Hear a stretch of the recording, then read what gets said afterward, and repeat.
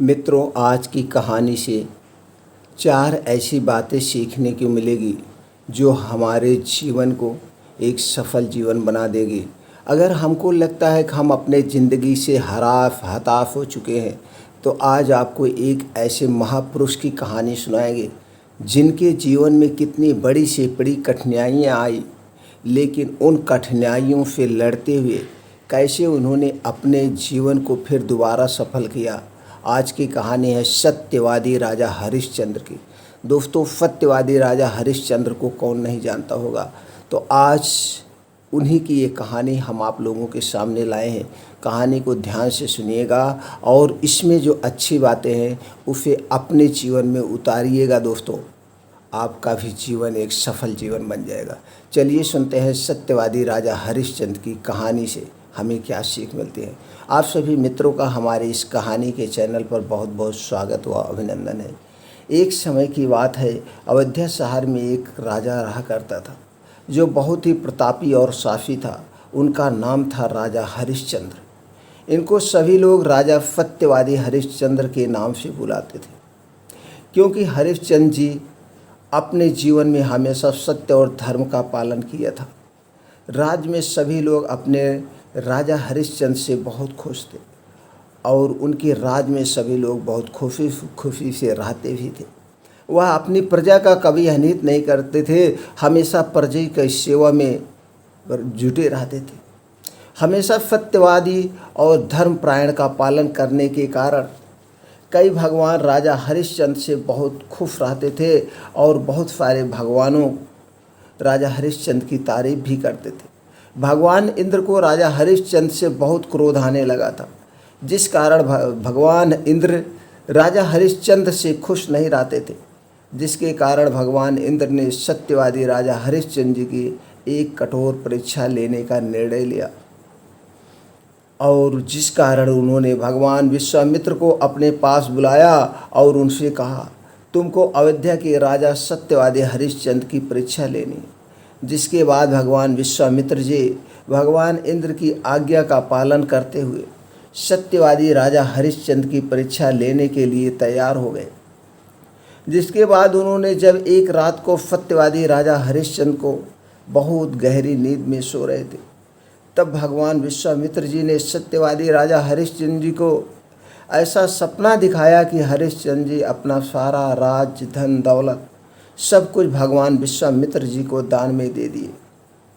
जिसके बाद अगले ही दिन सुबह होते ही भगवान विश्वामित्र जी राजा हरिश्चंद्र के पास पहुंचते हैं और उनसे कहते हैं कि हरिश्चंद्र, तुम मुझे मेरा राज्य दो जो तुमने आज अपने सपने में मुझे दिया था। जिसके बाद राजा हरिश्चंद्र जी ने विश्वामित्र जी को अपना सारा राज, महल, धन दौलत सब कुछ दे दिया, दान में दे दिया। लेकिन सब कुछ दान में ही लेने के बाद भी विश्वामित्र जी राजा हरिश्चंद्र जी की से कहते हैं कि तुमने मुझे दान तो दिया है, दान तो सब कुछ दे दिया है, लेकिन कोई दक्षिणा नहीं दी है और बिना दक्षिणा दिए फल नहीं मिलता। जिसके लिए तुम्हें कुछ दक्षिणा देनी होगी और दक्षिणा में तुमको 1000 सोने के सिक्के देने होंगे। जिसके बाद राजा हरिश्चंद्र जी भगवान विश्वामित्र जी से कहते हैं कि मैंने तो अपना सब कुछ आपको दे दिया, अब मेरे पास दक्षिणा देने के लिए कुछ भी नहीं है, लेकिन आप मुझे 1 महीने का समय दे दें जिससे मैं आपको आपकी मांगे हुए 1000 सोने के सिक्के दे सकूं। उसके बाद राजा हरिश्चंद्र जी दान में अपना सब कुछ देने के कारण अपनी पत्नी और बच्चों के साथ अयोध्या को छोड़कर चले जाते हैं। कुछ दिन की यात्रा करने के पश्चात वह काशी नगरी पहुंच जाते हैं। बहुत से लोगों का मानना है कि काशी नगरी भगवान शंकर जी के त्रिशूल पर बसी हुई है और काशी में ही भगवान निवास करते हैं। काशी पहुंचकर राजा हरिश्चंद्र जी अपनी पत्नी को एक बहुत ही अच्छे ब्राह्मण व्यक्ति को सौंप देते हैं और अपने बच्चों को भी अपनी पत्नी के साथ उसी ब्राह्मण व्यक्ति को सौंप देते हैं। जिसके बाद राजा हरिश्चंद्र जी वहाँ से चले जाते। कुछ दूर पहुंचकर वह अपने आप को भी एक शमशान कर्मी को बेच देते हैं और वहाँ पर काम करने लगते हैं। उसके बाद शमशान कर्मी राजा हरिश्चंद्र जी से को कहता है कि यहाँ पर तभी किसी की चिता को अग्नि दी जाएगी जब तुम उनसे चिता को जलाने के लिए धन लोगे। अगर कोई भी व्यक्ति धन नहीं दे रहा है तो तुम उनके साथ लाई हुई चिता को अग्नि नहीं जलाने दोगे और उनके वहाँ से वापस भेज दोगे। उसके बाद राजा हरिश्चंद्र जी शमशान कर्मी की बात मानकर उसकी आज्ञा का पालन करने लगते हैं और भगवान विश्वामित्र जी को दिए हुए समय के अनुसार उनको दक्षिणा के रूप में 1000 सोने के सिक्के दे देते हैं।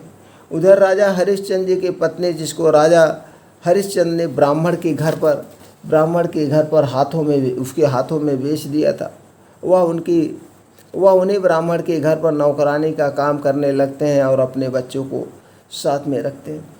जब एक दिन उस ब्राह्मण ने अपनी पूजा करने के लिए राजा हरिश्चंद्र जी के बेटे से कहा कि जाओ बेटा, जंगल में जाकर मेरे लिए फूल लेकर आओ, जिससे मैं अपनी पूजा विधि विधान से कर सकूं। ब्राह्मण की बात मानकर राजा हरिश्चंद्र जी का बेटा जंगल में चला जाता है और वहाँ एक पेड़ से फूल तोड़ने लगता है।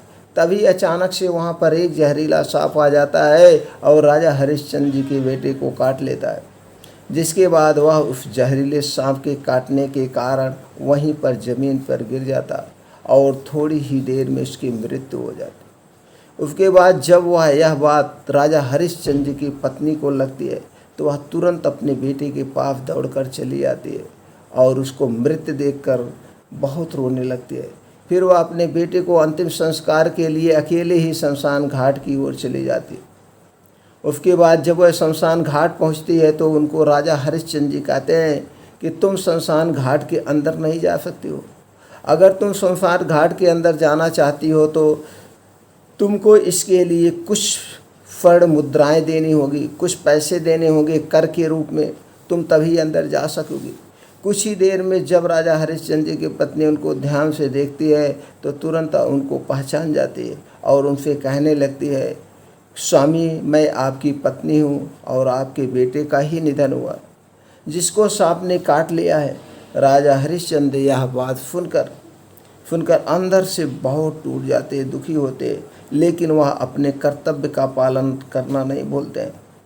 उसके बाद वह अपने बेटे और पत्नी को भी अपने कर्तव्य के आगे आने नहीं देते और अपनी पत्नी से कहते हैं, अगर तुम अपने बेटे की चिता का अंतिम संस्कार चाहती हो तो इसके लिए तुम्हें मुझे कुछ धन देना ही होगा। मुझे मेरे मालिक ने ऐसा करने के लिए बोला है, जिनकी आज्ञा का पालन मैं कर रहा हूँ और मैं मजबूर हूँ, बिना कर दिए इस चिता को आग नहीं दे सकते। उसके बाद राजा हरिश्चंद्र की पत्नी उनसे कहती है कि मेरे पास पैसे नहीं है, मेरे पास सिर्फ मेरे पहने हुए कपड़े ही हैं, जिनको आप ले लीजिए।